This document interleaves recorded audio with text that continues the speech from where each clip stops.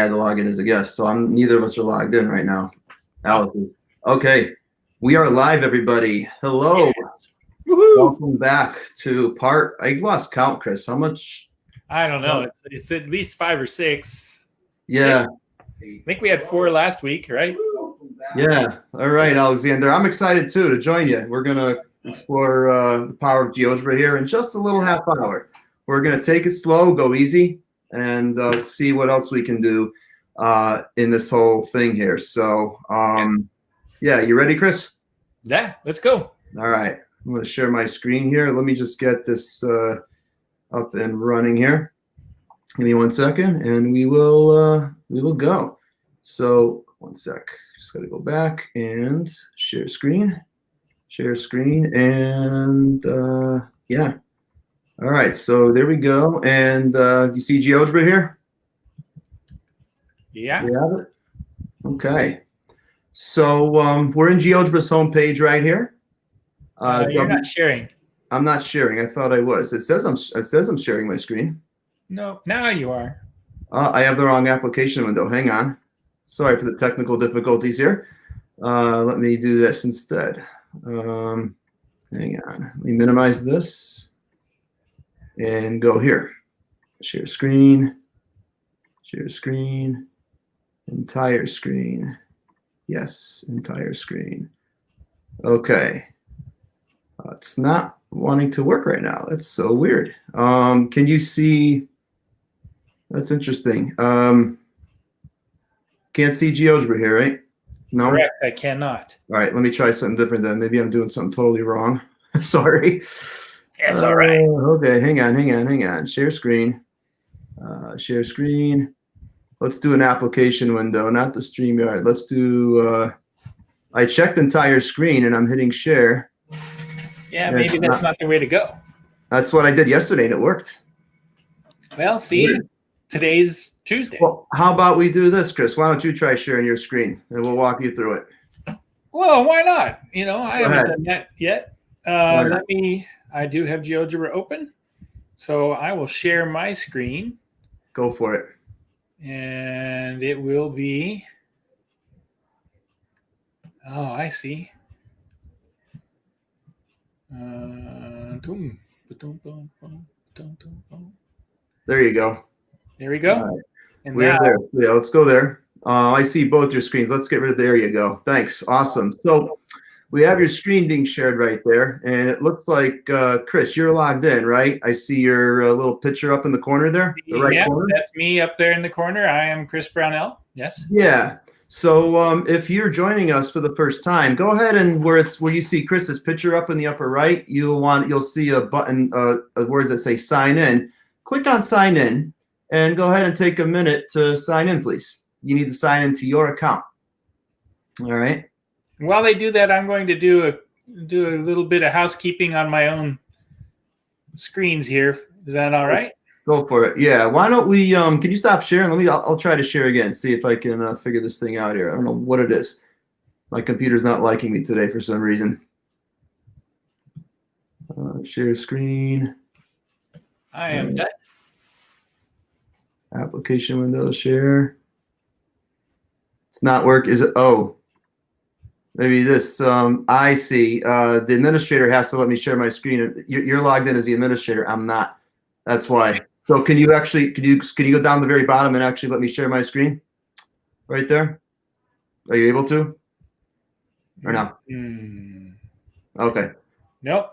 It says StreamYard is sharing my screen, but it's not. But anyway, but go ahead. Let's go back. Let's not waste time. Let's go back and you can do it today. Yeah, you just know what to do. That'll slow us and get us perfectly. nice. Perfectly. Because you can really make me, do the thing. Well, this is technical in schools. I mean, I've known when I was teaching full time and I had a formal observation and then there was a tech glitch like 30 minutes before and you're like freaking out, stuff like that happens. Yeah. So why don't we, you're logged in. Could you click on where it says classroom? Could you actually make your screen a little bit bigger, like Control-Shift+, so we could see the icons a little bit better? Or Command-Shift+. That should. Let me get there. Yeah. There you go. That's good. And now let's scroll down thank you, Chris. Let's scroll down just a little bit on that page there and see where it says remote learning templates right there. This one. Yes. Would you click on that, please? For you. Thanks. Yeah. So we're going to take the role of, let's take the role of an elementary school teacher who is teaching his or her students how to, count change, pennies, nickels, dimes, quarters. Okay. So let's scroll down and find those virtual manipulatives. Virtual manipulative. Yeah. I see dot whiteboard. Ooh, dot paper. Oh, now you're going to get me. Okay. Oh, virtual manipulatives. Yep. So we got algebra tiles. We should have some money there somewhere. Keep going. Ah, money. Yeah. Yep. Let's click on that. All right. Okay. Now, if I recall yesterday, we were like just looking at this and how to use it, right? So all this resource lets us do is drag coins, right? Yes. So go ahead and drag the quarter, the dimes. Put a quarter in there, a nickel in there. Exactly. And a penny. Right. So go ahead. And so basically, if you scroll down that page there a little bit, you'll see multiple templates of the same item, right? Multiple coins in it. Basically the same. It really just is a drag and drop though thing, right? There's just, at this point, this is just drag coins in. Right. And place them wherever I want. Exactly. So let's go with this and say, you know what? Now a teacher, I want to create my own custom activity from this. Sure. Like yesterday, I could hit create class and I have templates that I could watch my kids work on. But you know what? I want to make my own activity for my students, for my class. You know? So the way to think about it is the way that that Google does it. When you have a Google Doc, you want to edit, but you cannot, right? Mm-hmm. What do you have to do? I probably should make a copy of it, and that copy is the thing I work on, right? Right, your own personal copy. Yes, you can request edit access, but the person's probably going to say no, right? Yeah, because it's their template that they've built.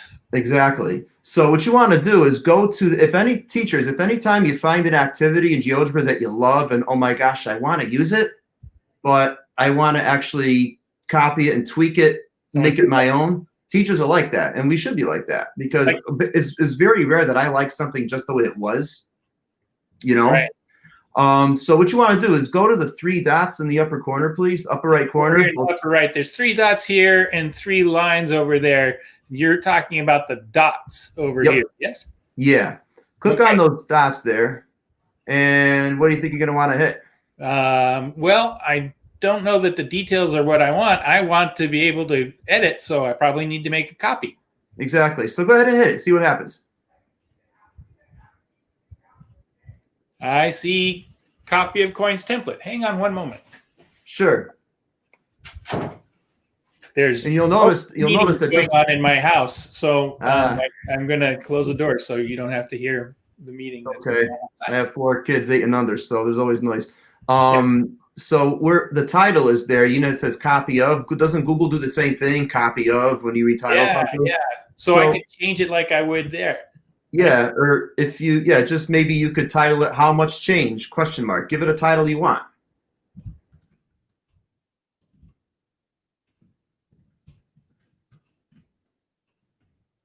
Right?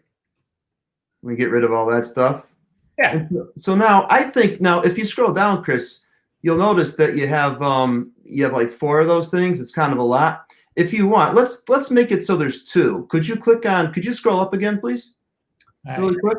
I could if I would stop, Right click in there. Yeah. Oh yeah, you see that one right there? You see the trash can? Just hit it. We can get rid of that. Boom. Oh. Yeah. Let's get rid of the next one. This one too? You said you want. Yeah, why not? We'll just keep 2. Just keep it. So I think we have 2 right there, right? I have 1, 2. Yeah. Now actually, let's delete the second one accidentally. Go ahead. Delete that one. I am prone to doing things.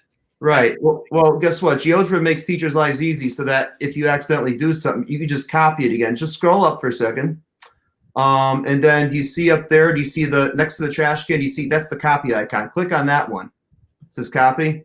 Click it, and it'll come right back below if you scroll below. Oh, so it's not a copy and then followed by a paste. It's strictly a duplicate. Create this again sort of thing. Exactly. Okay. So now scroll down to the bottom, please. Let's add a question for students, shall we? Go to add element right there. Add element. Got it. Yep. Let's hit question. Question. I see it. Okay. Now, can you actually take that? You see the word question right there in the header there? Could you just drag it up, please? You can actually move that baby up. Yeah, move it up. You might have to shake your hand a little bit. Keep going.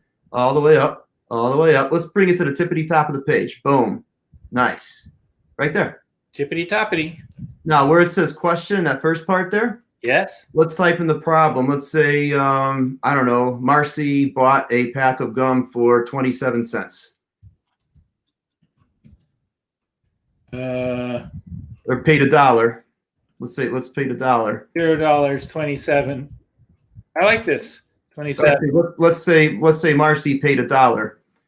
Okay. 27. Yeah, they got to make change, maybe, right? Marcy paid $1 for a pack of gum that costs 27 cents. Oops.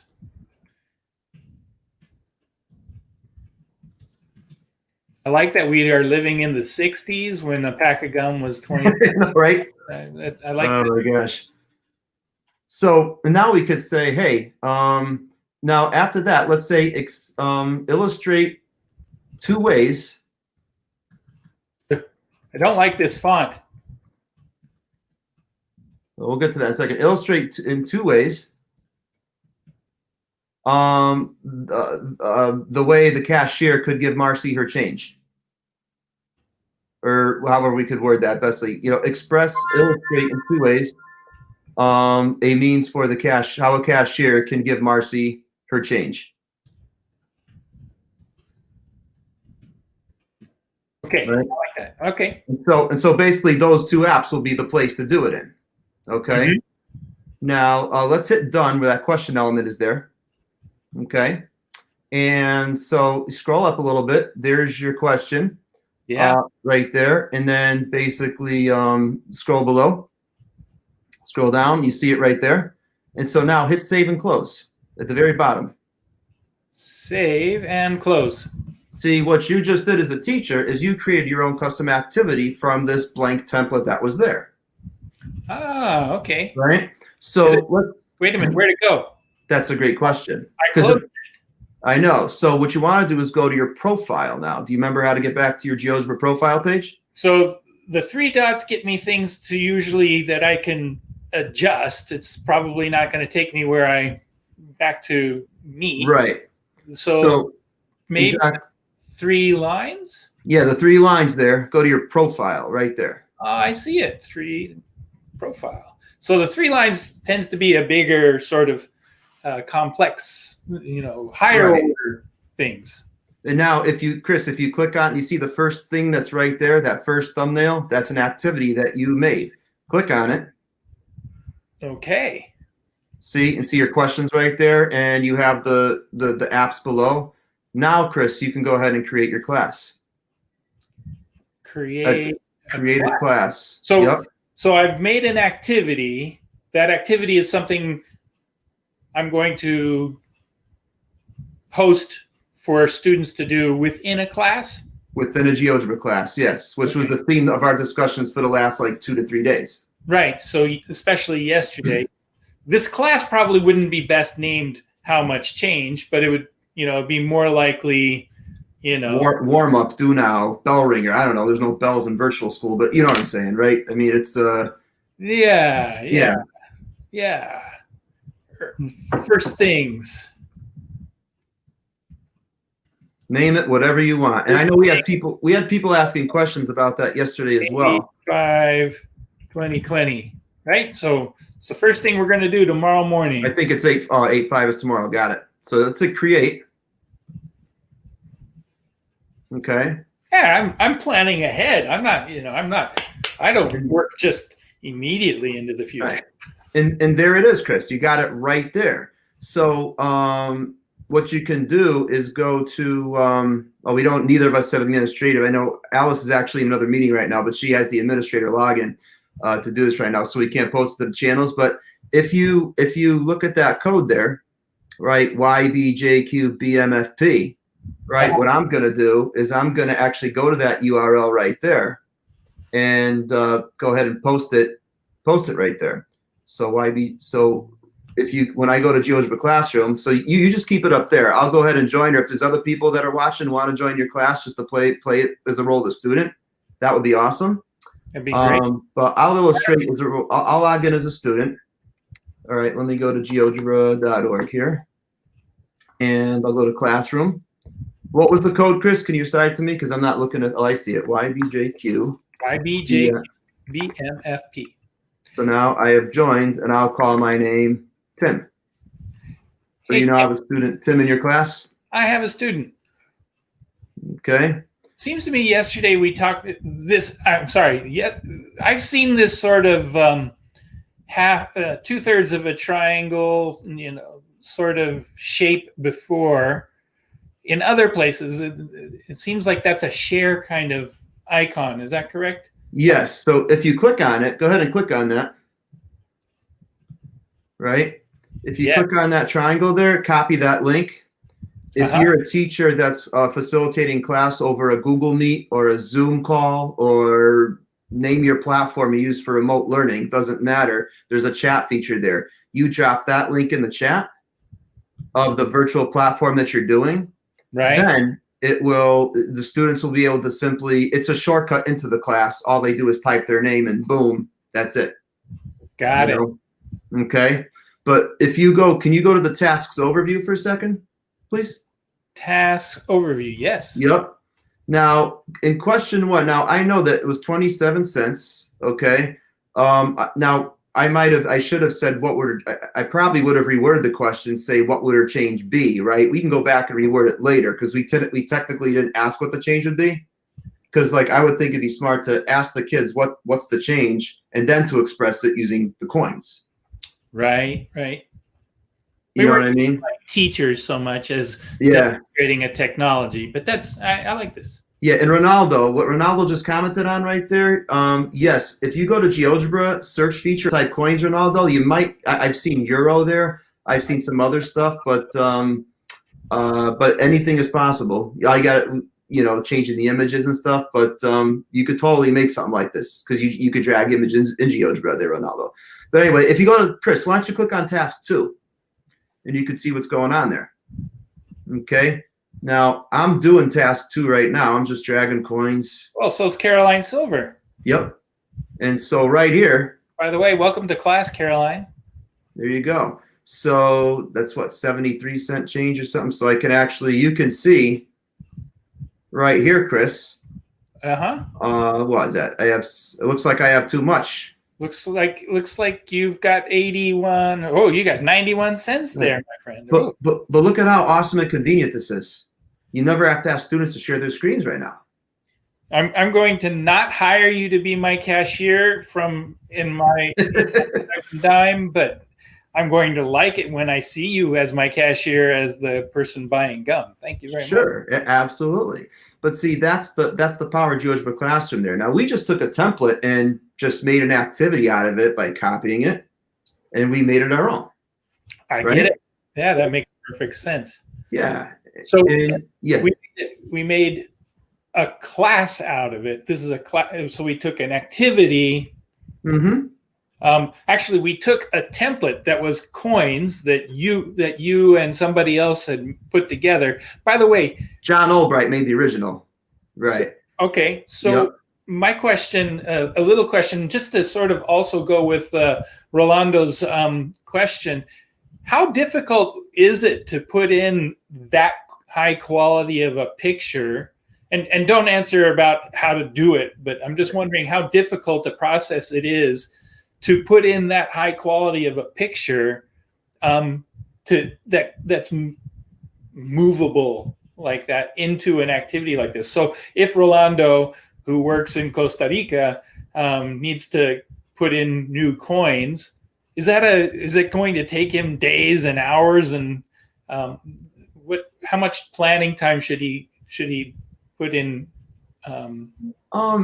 It's not that much. Sorry, I'm distracted because the wind's like hurricane winds out there now. But at the east here. But to answer the question, it wouldn't be that difficult. I can't get into, as you said, the logistics of how, but basically all Ronaldo would have to do is just really drag a bunch of coins in, you know, and he could just put a bunch of change up there and have kids drag below a line. I mean, that's easy to make. It's probably the best I could say at this point for our limited time here. Okay. Yeah.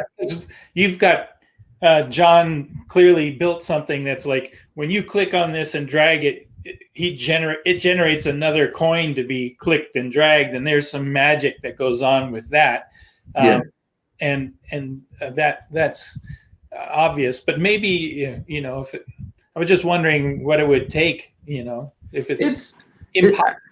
No, it's not impossible. It's just basically John's original file here is a bunch of images all on top of each other, but you just can't tell. And when I drag, that's exactly, you know, you just move it. It's easy, you know, but he just positioned slides, Tim. You know, you don't realize it, but all of those images have to load. So I've made a bunch of templates so I do something just like this and make it look like an infinite pile, but it's not. And because so many of them, and then I duplicate the side, there's so many images that it loads, it actually chokes up the Google Slides. These are things that I like consider a badge of honor is when I break it. Does GeoGebra have a limit here? Like is it loading every one of those stacked up images and then it slows it down if you have too many? In yes and no. It slows down in 3D graphics when you have a bunch of cubes nestled in each other and you drag it out. Like the illustrative math has one of their grade 6 units where they use GeoGebra and you have to drag Unifix cubes all the way around, you know, but there's like 32 cubes all in each other. That can slow it down a bit, but not by much. Yeah. This is super cool. It is fun. Yeah. And so the advantage is, I mean, it's cool that you could make it. But I mean, like, how is there 500 middle school activities? Someone's made these things for you. There's tons of them out there. I mean, your sound cut out just a second ago, but sorry. No, it's okay. There's tons. I'm teaching geometry here in a couple of weeks, and I fully plan on not making any of these. I'm gonna. No, I don't blame you. Teachers shouldn't have to. And it's such a plethora in there.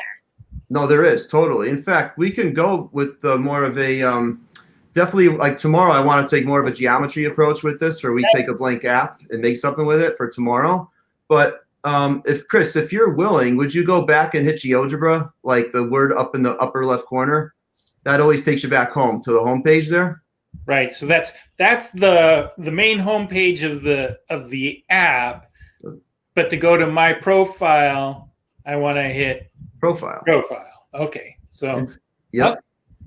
And if you go to profile, go ahead and go to profile, Chris. I want to show you something there. And do you see how right there in your profile page, notice how you have a class, which you just made like 5 minutes ago, our class? This one. Yep. And you have the activity, right? Nice. So those are two separate things. The activity is the activity in of itself, but that class is only your class. Nobody else can see that class.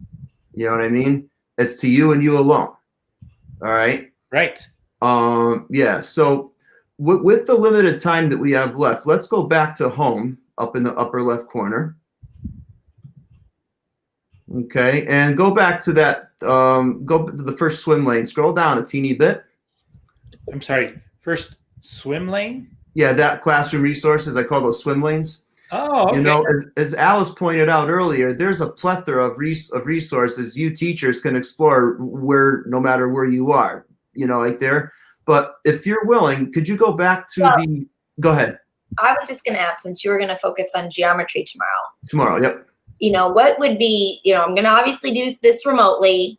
Yep. What would you say would be my first geometry activity that I should take out of here? You have until tomorrow to figure that out. I will have an answer for you tomorrow. Absolutely. So let's go back to the templates, Chris. That first activity where it says remote learning templates. Yep. Yeah. So these are all collections of activities. Yes. Yes. Okay. That's why they say activity. Yeah, and they're actually just they have hyperlinks in there. But would you scroll down just a little bit, please? And let's pick a virtual whiteboard. Let's scroll up a little bit. And let's pick the graph whiteboard. Just the graph whiteboard right there. Yep. This- Hi, Gabby. Yeah, let's click on that graph whiteboard. Gabby asks if I edit the activity, does it reflect in the class? If you edit the original activity, yes, it does. But that you can only do that if you are the original author of the activity. If you take something from somebody else and create a class from it, then you don't have editing rights to that activity from which you created the class, if that makes sense. Okay, so wait. So let's say I started an activity. I do this all the time with Google Apps. Yep. I start my directions document. I add it to my Google Classroom assignment. It's in draft. And I know even after I publish it, I can continue to edit my directions, right? So if I have an activity in GeoGebra, Yep. and I make a class out of it, it's not copying it, it's linking to the activity. The class links to the activity and makes them tasks. Yes. As the author of the activity, I make edits on the activity, not the class. Yep. It updates just like my Google Docs do. It will update only if you prompt the students to refresh their page. If they refresh their page, Google does automatically. GeoGebra, you got to tell them to refresh, but it will do it. Yes. Yep. So, Chris, could you just really quick? I mean, that's just a nice template whiteboard that Steve Phelps made. Okay. Yeah. So, can you copy that activity again, just like we did? Look at that. Yeah, this is nice. So I love questions that ask students to sketch something. Seems to me, copy the activity. That's the theme for today. Yep. I'm learning. Give it a new name. Sure. Okay. Call it warm up 8-4 or something. I don't know.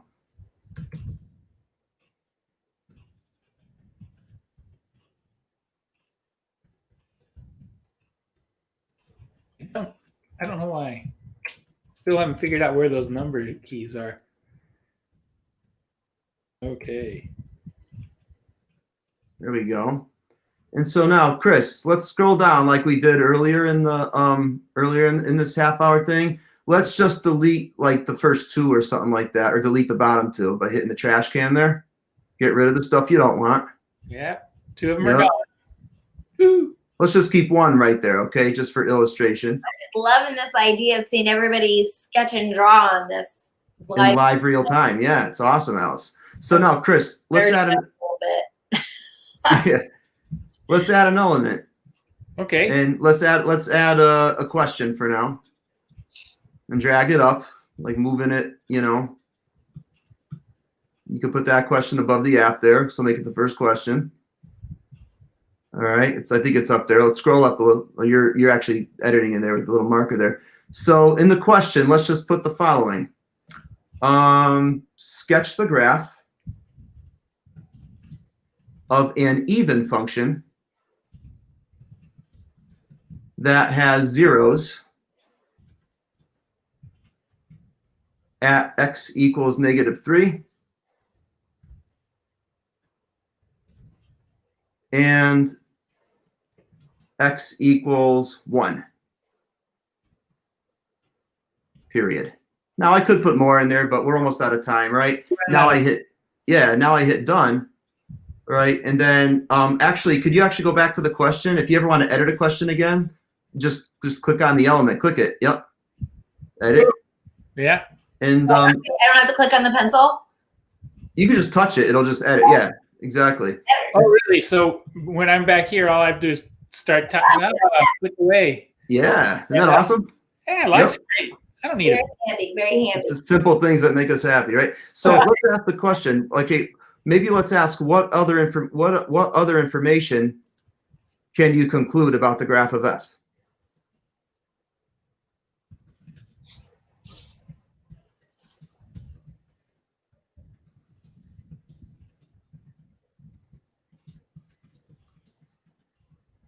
Exactly. And teachers, I think, would want to prompt, well, it has to have a 0 at 3 and at -1 because of the even, right? There's symmetry about the y-axis, right? Yeah. And so go ahead. Let's actually. So if it's going to have a 0 here and a 0 there.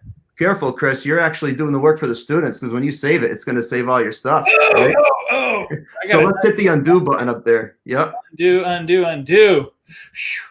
Now, actually, there's a trap. Okay, so let's tell you what. Let's scroll down a bit. We're almost out of time. Hit save and close there. Save. And Yep. We won't create a class out of this because it's half past the hour right now. But just to show you, one last question. Do you remember where your brand new activity goes? it goes back to my profile. Yep. It's right there on my profile. And Click we it. called it Yep. Warm Up 8.4. And now you could play with it as a student would play with it. Go ahead and do the pen, and now you can doodle away. And the teacher in classroom could see a bunch of doodles and sketches and formatively assess so fast, no screen sharing required. That's the power of GeoGebra Classroom. You mean to tell me that if I do this, what's wrong with this? Well, right. I mean, our Algebra 2 and Algebra 1 and Pre-Calc teachers are definitely jumping up and down right now, I can tell you, right? But again, this makes for great collaborative class discussions. As a teacher in classroom, I know you're not in class right now, but you could anonymize the names and actually show everybody's work and say, hey, which students' numbers actually solve this correctly and why, or graph a correct function and why, that kind of thing. But yeah, there you have it, folks. Some more main goal. Chris, let's summarize again. What was the main goal of today's half-hour session? Create an activity, save it, learn how to edit it. I think we've accomplished our main goals. This was good. It was so good. I got a lot out of this. I'm like, take it, we don't start school for 2 weeks. But we will have a geometry thing tomorrow, Alice. That's for sure. Middle school. And I'm teaching remotely. Yep. What should I do first? And then let me expand the challenge for you, Tim, if you got a little time. All right. Okay, so I'm doing geometry. Now think elementary, middle school, algebra maybe. I'll let you pick the topics. But sure. This, my selfish request Mm-hmm. is I'm teaching geometry and you're going to help me out. But, obviously not everybody on the broadcast is doing geometry. Sure. So I bet someone's like, that's great for you, Alice, but what about me? So maybe you could see how many of these are great ways to get started remotely. Here's your first activity. Well, I think we could also make the pre-algebra and algebra teachers happy too, because coordinate geometry is really where it's at, where algebra and geometry meet in the coordinate plane. Rene Descartes, right? Watching a fly crawl across the wall, and what are coordinates? Why? Yeah, we'll have a lot of fun with that tomorrow for sure. So that sounds great. Cool. From Clean My Mac X, it's time to clean your Mac. Well, be quiet. Time to clean It's time to clean my Mac. Okay. Yeah. Get out the feather duster.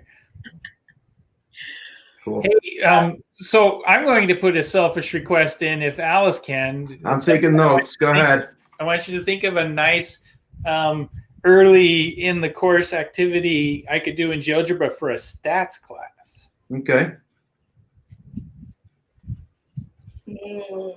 I have ulterior motives too. I have a simple idea with that. Statistics for elementary and middle school kids with median mode and stuff. Statistics for statistics class. Yep. For a high school stats class. I have an assignment for you then. Go to GeoGebra search feature, type in Steve Phelps statistics. You'll find a plethora of things. Steve Phelps is the stats master. You're going to help us with what's the first one. In your opinion, what's going to help us get students in, engage, explore, explain, extend, evaluate, right? With the 5 E's. GeoGebra is so awesome for that because that piece is where we go. And then, I feel like I'm up against a hard place is starting remotely to do math. I have to bring it first day, first thing for this is different. That's what I'm doing. This class is different. I do want to be excited about this. And I know GeoGebra is a great way to do it. So you have a bigger knowledge scope of the library, and I'm going to take advantage. I'm just saying, I'm taking advantage. Sure. Happy to help. And GeoGebra is all about community. So a lot of times if I don't have something, I'll just go and I know someone who does, and then GeoGebra is all about their national community. It's really awesome. Yes, Ronaldo, I see that comment. You got it, sir. All right. You're welcome, Connie. Thank you, everybody. Look how we've got. That's the way it is. Yeah.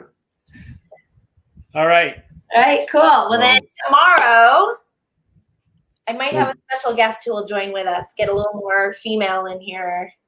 Yes. That'd be great. I won't be here. Sorry. You guys, Victoria? No. Oh, she's awesome. So I've invited her. We'll see if she comes. We'll see if she comes. I'm saying this is a little peer pressure for her, so she'll come. Sounds great. All right. More the merrier. Focus on geometry. Bye, All right. Francisco. Thanks for joining us. Bye, everybody. Have fun.